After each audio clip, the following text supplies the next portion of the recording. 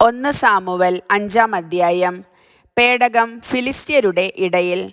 ഫിലിസ്ത്യർ ദൈവത്തിൻ്റെ പേടകം കൈവശപ്പെടുത്തി എബ്നേസറിൽ നിന്ന് അഷ്ദോദിലേക്ക് കൊണ്ടുപോയി അവിടെ ദാഗോൻ്റെ ക്ഷേത്രത്തിലെ പ്രതിഷ്ഠയ്ക്കു സമീപം സ്ഥാപിച്ചു. അടുത്ത ദിവസം പ്രഭാതത്തിൽ അഷ്ദോദിലെ ജനങ്ങൾ ഉണർന്നപ്പോൾ ദാഗോൻ്റെ ബിംബം കർത്താവിൻ്റെ പേടകത്തിന് മുൻപിൽ നിലത്ത് മറിഞ്ഞുകിടക്കുന്നതു കണ്ടു. അവർ അതെടുത്ത് യഥാപൂർവം സ്ഥാപിച്ചു.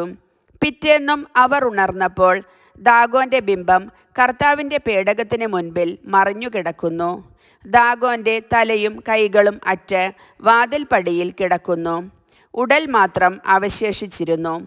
അതുകൊണ്ടാണ് ദാഗോൻ്റെ പുരോഹിതന്മാരും അവിടെ പ്രവേശിക്കുന്ന മറ്റുള്ളവരും അഷ്ദോദിലുള്ള ദാഗോൻ്റെ വാതിൽപ്പടിയിൽ ചവിട്ടാത്തത്. കർത്താവിൻ്റെ കരം അഷ്ദോദിലുള്ള ജനങ്ങൾക്കെതിരെ പ്രബലമായി. അവിടുന്ന് അവരെ ഭയപ്പെടുത്തി. അഷ്ദോദിലും പരിസരങ്ങളിലുമുള്ളവർക്ക് കുരുക്കൾ വരുത്തി അവരെ കഷ്ടപ്പെടുത്തി. ഇതുകണ്ട് അഷ്ദോദിലെ ജനങ്ങൾ പറഞ്ഞു, ഇസ്രായേലിൻ്റെ ദൈവത്തിൻ്റെ പേടകം നമ്മുടെ ഇടയിൽ ഇരിക്കേണ്ട.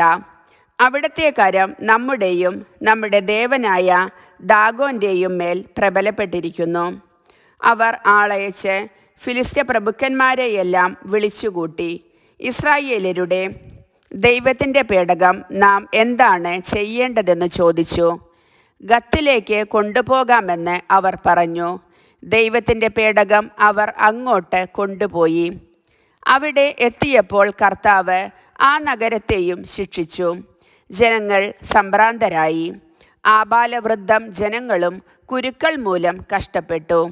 അതിനാൽ ദൈവത്തിൻ്റെ പേടകം അവർ എക്രോണിലേക്ക് അയച്ചു. എന്നാൽ പേടകം എക്രോണിലെത്തിയപ്പോൾ തദ്ദേശവാസികൾ മുറവിളി കൂട്ടി, നമ്മെയും നമ്മുടെ ജനത്തെയും നശിപ്പിക്കാൻ ഇസ്രായേലിൻ്റെ ദൈവത്തിൻ്റെ പേടകം നമ്മുടെ അടുത്തേക്ക് കൊണ്ടുവന്നിരിക്കുന്നു. അവർ വീണ്ടും ഫിലിസ്ത്യ പ്രഭുക്കന്മാരെ വിളിച്ചുകൂട്ടി, ഇസ്രായേലരുടെ ദൈവത്തിൻ്റെ പേടകം വിട്ടുകൊടുക്കുക, നമ്മെയും നമ്മുടെ ജനത്തെയും നശിപ്പിക്കാതിരിക്കാൻ അത് തിരിച്ചയക്കുക എന്നു പറഞ്ഞു.